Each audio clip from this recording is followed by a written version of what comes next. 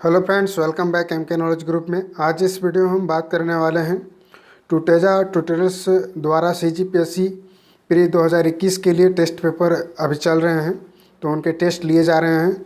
तो उनके एक पेपर को मैं लेकर आया हूं आपके समक्ष। इसके आंसर की भी जारी कर दिया गया है।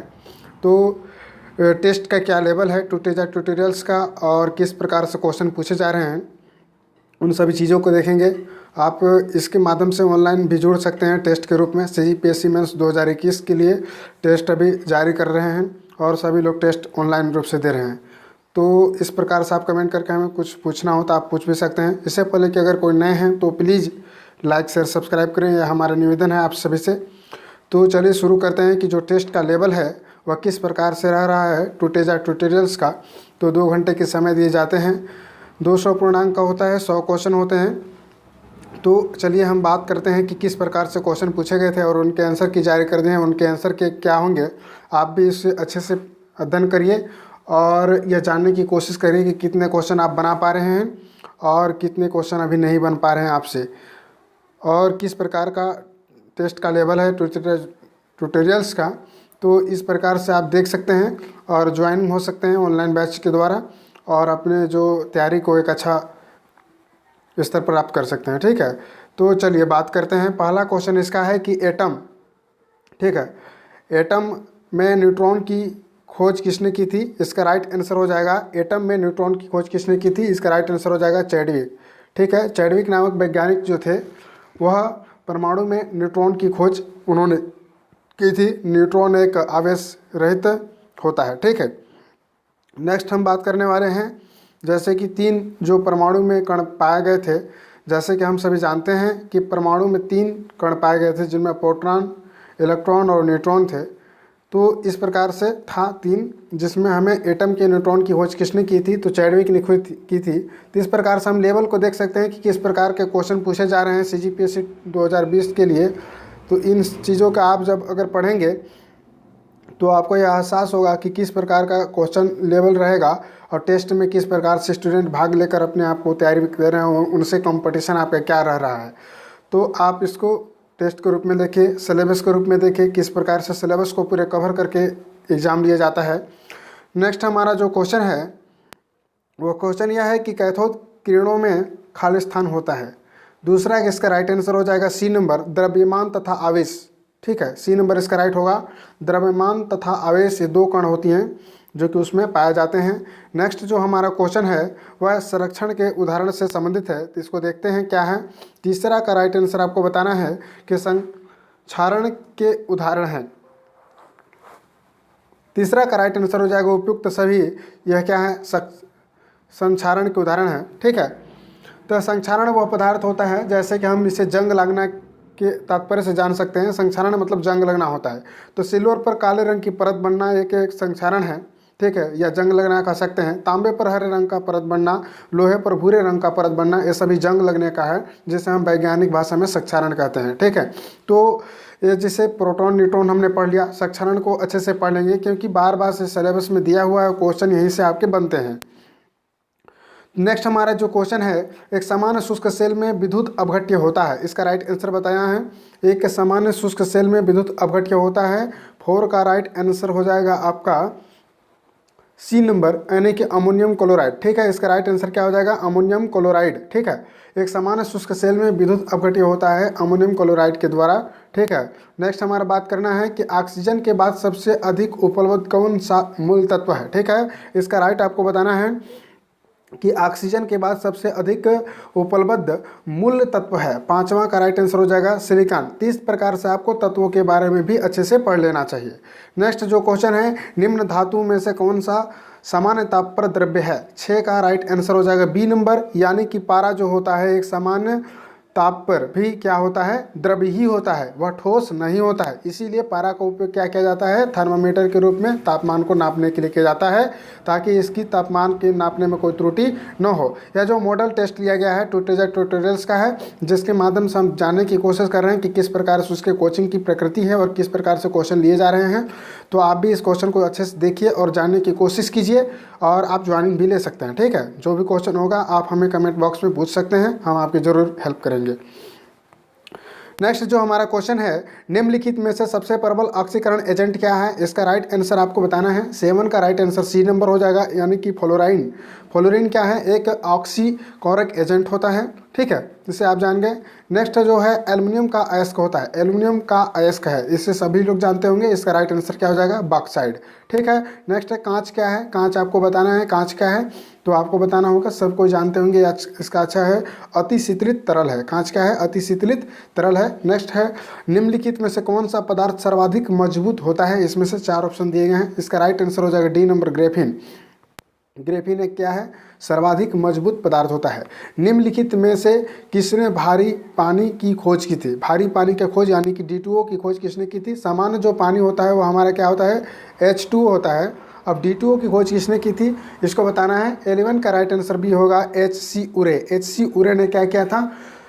भारी पानी की खोज की थी। निम्नलिखित में किसको वुड स्प्रिट भी कहा जाता है? इसको बताना है। वुड स्प्रिट क्या जाता है? 12 का ए नंबर राइट होगा। मेथिल एल्कोहल को वुड स्प्रिट के नाम से भी हम जानते हैं। नेक्स्ट हमारा जो क्वेश्चन रहने वाला है,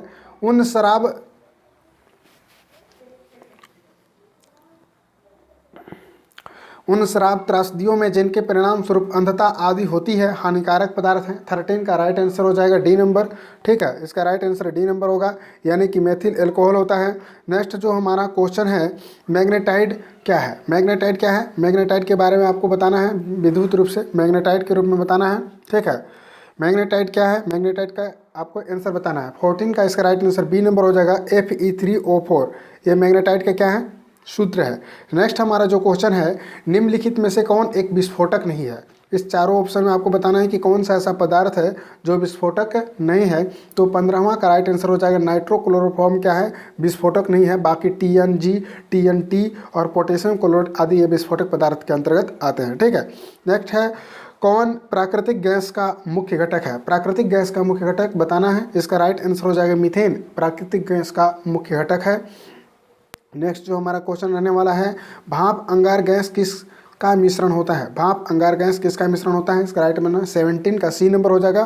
कार्बन मोनोऑक्साइड और हाइड्रोजन जो है एक भाप अंगार गैस होता है, ठीक है, भाप अंगार गैस है। नेक्स्ट है, शुष्क बर्फ किसका ठोस रूप है? इसका राइट आंसर आपको बताना है। इसका राइट आंसर हो जाएगा बी नंबर, शुष्क बर्फ जो होता है कार्बन डाइऑक्साइड को कहा जाता है, ठीक है। शुष्क बर्फ किसका ठोस रूप है? तो कार्बन डाइऑक्साइड के ठोस रूप को हम शुष्क बर्फ के रूप में जानते हैं, जो कि महत्वपूर्ण रूप से यह कार्य करता है। नेक्स्ट हमारा जो क्वेश्चन रहने वाला है 19।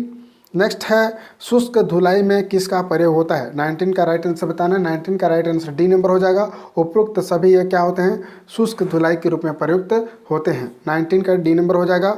नेक्स्ट है, नॉनस्टिक फ्राइंग कढ़ाई में लेप लगा होता है, इसका राइट आंसर बताना है। 20 का राइट आंसर हो जाएगा बी नंबर, टेफ्लॉन होता है, ठीक है, टेफ्लॉन होता है। नेक्स्ट है, निम्नलिखित में से किसकी मात्रा अम्ल वर्षा में सबसे अधिक होती है?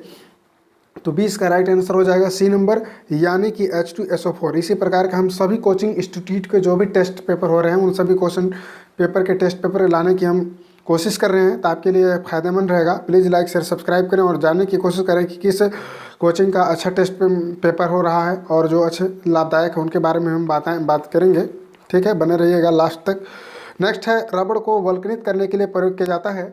22 का राइट आंसर ये नंबर हो जाएगा, यानी कि रबड़ को वल्कनित करने के लिए सल्फर का प्रयोग किया जाता है। निम्नलिखित में से किसकी मात्रा अम्ल वर्षा में सबसे अधिक होती है? तो 21 का मैंने आपको बात किया था, 21 का सी नंबर हो जाएगा, यानी कि H2SO4 की जो मात्रा होती है वह अम्ल वर्षा में सर्वाधिक होती है, ठीक है। नेक्स्ट जो क्वेश्चन है, ट्राइटियम किसका समस्थानिक है?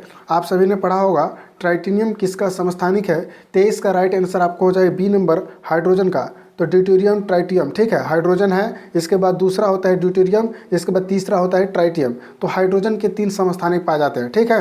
नेक्स्ट बात करने वाले हैं, तरल अवस्था में पाए जाने वाले अधातु हैं। इसका राइट आंसर हो जाएगा 24 का ए नंबर, यानी कि ब्रोमीन एक तरल अवस्था में पाया जाने वाला अधातु हैं। नेक्स्ट हम क्वेश्चन की बात चलते हैं, निम्न में से कौन रासायनिक उर्वरक नहीं है? रासायनिक उर्वरक नहीं है, इन ऑप्शनों में से आपको बताना है। 25 का राइट आंसर बी नंबर हो जाएगा, यानी कि सोडियम सल्फेट एक रासायनिक उर्वरक नहीं है। नेक्स्ट हमारा बात है सोडियम कार्बोनेट अम्ल के साथ कौन सा नाम जाना जाता है, तो 26 का इसका राइट आंसर ये नंबर हो जाएगा बेकिंग सोडा, यानी कि सोडियम कार्बोनेट आमतौर पर इस नाम से भी हम जानते हैं। तो किसे जानते हैं, बेकिंग सोडा, यानी कि खाने की सोडा को धोवन सोडा जैसे वॉशिंग सोडा के नाम से हम जानते हैं, तो उससे सोडियम कार्बोनेट डायरेक्ट, ठीक है, सोडियम कार्बोनेट। तो 26 का आपको बताया मैंने बी नंबर राइट होगा, धोवन सोडा है। ठीक ठीक, यहाँ पर आपको मिस्टेक नहीं करना है, जो धोवन सोडा आता है 26 का बी नंबर हो जाएगा। और सोडियम बाइकार्बोनेट होगा तो उससे बेकर, यहाँ पर बाई अगर लग जाता तो उसे हम क्या कहते हैं, वो बेकिंग सोडा आता, खाने की सोडा होता है। लेकिन यहाँ पर डायरेक्टली आपको पूछा गया है कि सोडियम कार्बोनेट किस नाम से जाना जाता है, तो इसका राइट आंसर होगा धोने का सोडा, यानी कि वॉशिंग सोडा को हम सोडियम कार्बोनेट के नाम से जानते हैं। बार बार इस टाइप से क्वेश्चन पूछे जा रहे हैं, तो आप रिविजन करते चलें और देखते चलें कि कितने क्वेश्चन आप बना पा रहे हैं। सिरका निम्नलिखित में से किसका वाणिज्यिक नाम है, 27 का इसका राइट आंसर सी नंबर हो जाएगा एसिटिक अम्ल का। एसिटिक अम्ल क्या होता है, सिरका के नाम से भी हम जानते हैं। पानी में नमक मिलने पर पानी के क्वथनांक और हिमांक में क्या परिवर्तन आता है वो बताना है। 28 का इसका राइट आंसर ये नंबर हो जाएगा, क्रमशः बढ़ और घट जाते हैं। ठीक है, नेक्स्ट है दिया सलाई की नोक में होता है, क्या होता है जी, दिया सलाई की नोक में, इसका राइट आंसर हो जाएगा लाल फास्फोरस होता है, जो कि ज्वलन पदार्थ होता है जिसके कारण सी आग जलाई जाती है और उसमें आग पकड़ता है, तो उसका नाम होता है लाल फास्फोरस। फास्फोरस तो होता है बट लाल होता है, दूसरा फास्फोरस नहीं, आपको ध्यान रखना है दिया सलाई की नोक में, ताकि उसके द्वारा अग्नि को हम प्रज्वलित कर सकते हैं। नेक्स्ट जो क्वेश्चन है, गुब्बारों में कौन सी गैस प्रयोग की जाती है, आप सभी लोग जानते होंगे। 30 का राइट आंसर हो जाएगा आपका डी नंबर, यानी कि हीलियम गैस का प्रयोग किया जाता है, ताकि हीलियम गैस का जो द्रव्यमान वो कम होने की वजह से वह क्या करता है, हवा में उड़ती है। ठीक है, नेक्स्ट जो क्वेश्चन की ओर हम चलते हैं। नेक्स्ट हमारा जो क्वेश्चन रहने वाला है, देखते हैं साबुन कपड़ों की बेहतर सफाई में क्यों सहायक है। 31 का राइट आंसर हो जाएगा इसका, 31 का राइट आंसर है ए नंबर, यानी कि घोल पृष्ठ तनाव को कम करता है। साबुन कपड़ों की बेहतर सफाई में क्यों सहायक है, ये घोल के पृष्ठ तनाव को कम करता है, जिसके द्वारा जो कपड़े में धूल या मैल जो जमे होते हैं वह बेहतर रूप से निकल जाते हैं। तो यह पृष्ठ तनाव के कम होने के कारण ऐसा होता है। एक बार ऐसा जाना जाता है, एक उदाहरण कैसे रूप में कर लिया जाता है कि कमल को झाड़ने पर वह निकल जाता है, यानी कि धूल उसमें निकल जाता है। इसका क्या कारण है, तो वह पृष्ठ तनाव का ही, उसमें पृष्ठ तनाव बहुत ही कम होता है। जैसे ही हम किसी डंडे से कमल को झाड़ते हैं तो वह निकल जाता है। नेक्स्ट हम बात करते हैं मैल, उसकी धूल निकल जाती है। मूत्रालयों के पास नाक में चुभने वाली गंध का कारण क्या है, आपको बताना है। इसका राइट आंसर हो जाएगा 32 का राइट आंसर सी नंबर है अमोनिया। तो अमोनिया के कारण ऐसा होता है। ठीक है, आप सभी लोग को पता होना चाहिए कि अमोनिया की मात्रा जिसमें अधिक होती है उनके जो आते हैं मूत्रालय के पास, उनके नाक चुभने लगते हैं। ठीक है, तो किसी किसी में कम या ज़्यादा होते रहते हैं, तो इस प्रकार से याद रख सकते हैं। सुमिलित कीजिए, आपको बताना है। फार्मिक अम्ल, सिट्रिक अम्ल और टार्टरिक अम्ल दिया गया है। नींबू इमली और चिटियाँ हैं। तो फार्मिक अम्ल के लिए तो आप सभी लोग जान रहे होंगे और सिट्रिक अम्ल के लिए भी जान रहे होंगे। इसका आपको बताना है। 33 का बी नंबर इसका राइट होगा, आप ध्यान रखेंगे। ए का 3 हो जाएगा, यानी कि जो फार्मिक अम्ल है वह चिटिया में पाई जाती हैं और सिट्रिक अम्ल जो है नींबू में पाया जाता है और टार्टरिक अम्ल जो है यह स का 2 यानी कि इमली में पाया जाता है। इस प्रकार से आप याद रखेंगे, जो कि बार बार इस टाइप से क्वेश्चन पूछे जाते हैं अम्लों से। तो अम्ल से एक क्वेश्चन हमेशा बनता रहता है, तो इससे आप यह ध्यान रखें। नेक्स्ट है ट्यूबलाइट में निम्न दाब में कौन सी गैस भरी जाती है, तो 34 का बी नंबर राइट होगा। ठीक है, नियॉन और पारद वाष्प में। जल के बीओडी के मान बताते हैं। 35 का राइट आंसर बी नंबर होगा, यानी कि जैव रासायनिक ऑक्सीकरण में प्रयुक्त ऑक्सीकरण की मात्रा है। ठीक है, नेक्स्ट जो क्वेश्चन है कि आपका 36 है, निम्नलिखित में से कौन सी एक निष्क्रिय गैस है। निष्क्रिय गैस का मतलब आप जो जान रहे होंगे। 36 का राइट आंसर डी नंबर हो जाएगा, आर्गन एक निष्क्रिय गैस है। ठीक है, नेक्स्ट है पेट्रोलियम का एक मिश्रण है। पेट्रोलियम किसका मिश्रण है, तो आपको बताना है। 37 का राइट आंसर हो जाएगा, हाइड्रोकार्बन का मिश्रण है पेट्रोलियम गैस। ठीक है, नेक्स्ट हम बात करते हैं ऊंचाई की जगहों पर पानी 100 सेंटीग्रेड के नीचे के तापमान पर क्यों उबलता है। तो 38 का राइट आंसर आपका हो जाएगा ए नंबर, यानी क्योंकि वायुमंडलीय दबाव कम होता है अतः उबलने का बिंदु नीचे आ जाता है, इसलिए ऊंचाई की जगहों पर पानी 100 सेंटीग्रेड के नीचे के तापमान पर भी उबलने लगता है। इसका मात्र एक कारण होता है वायुमंडलीय दबाव कम होना और उबलने के बिंदु का नीचे आ जाना। सबसे अधिक क्रियाशील धातु है, आप सभी ने जान रहे होंगे, 39 का डी नंबर है, यानी कि पोटेशियम। ठीक है, पोटेशियम जो है सबसे अधिक क्रियाशील धातु है। थोड़ी सी भी इसमें ज्वलनशील पदार्थ आने पर वह क्रियाशील हो जाती हैं। ठीक है। प्लास्टर ऑफ पेरिस का सूत्र कई बार एग्जाम में पूछा जा चुका है, ये बहुत ही रिपीटेड क्वेश्चन है, आप सभी लोग जानते होंगे प्लास्टर ऑफ पेरिस का सूत्र क्या होता है। ठीक है, तो 40 का राइट आंसर आपका हो जाएगा बी नंबर, यानी कि CSO4 हॉप H2O। ठीक है, ये क्या है, प्लास्टर ऑफ पेरिस का सूत्र है। रासायनिक दृष्टि से सिंदूर है, 41 का सी नंबर है, मर्क्यूरिक सल्फाइड है। मर्क्यूरिक सल्फाइड क्या होता है, सिंदूर का रासायनिक सूत्र है। ठीक है, नेक्स्ट हम बात करते हैं 42 का राइट आंसर हो जाएगा, निम्नलिखित में से किस गैस की प्रतिशत मात्रा वायुमंडल में सबसे कम है। वायुमंडल में सबसे कम है, यानी 42 का बी नंबर होगा कार्बन डाइऑक्साइड। कार्बन डाइऑक्साइड की जो प्रतिशत मात्राएं हैं इन सभी ऑप्शनों में सबसे कम है। ठीक है, कीट भक्षी पौधे जिस मृदा में उगते हैं उसमें किस चीज़ की कमी होती है, तो आप सभी लोग जानते होंगे 43 का सी नंबर होगा, नाइट्रोजन की कमी होती है। और इस नाइट्रोजन की पूर्ति किससे होती है, दलहनी फसलों के द्वारा होता है। राइजोबियम नामक जीवाणु भी पाया जाता है। तो इनसे संबंधित क्वेश्चन हमेशा पूछते रहते हैं, तो आप थोड़ा सा इस क्षेत्र को भी ध्यान देंगे, इस टॉपिक को भी अच्छे से पढ़ेंगे।